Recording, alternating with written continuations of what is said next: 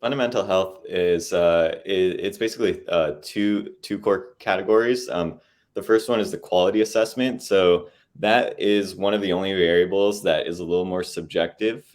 So what we do is we have a team of research analysts who focus specifically on Web3 projects, and they'll dive into the project and analyze the project's product, documentation, roadmap. It'll see, one, is this information available, right? So how transparent is the project? And then two, what is the quality of the documentation that they have in place? Is it very professional relative to other projects? Does it have, kind of highly technical information, or is it a little bit high level? Is it forged, low quality, all that stuff? So we try to distinguish from a quality perspective what the project's overall fundamentals and transparency are. And then the second bucket is the team itself, right? So we try to see, is the team anonymous or are they publicly available?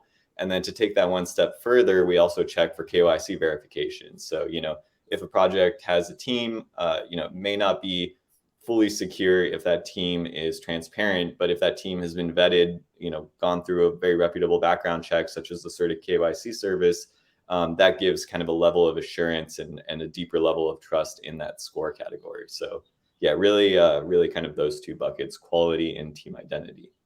Got it. So that's a little bit more of a qualitative measure, just the general sort of structure and health of the project overall, combined with these very quantitative on-chain driven metrics. A whole lot of data is coming in and being aggregated into this score, as you said.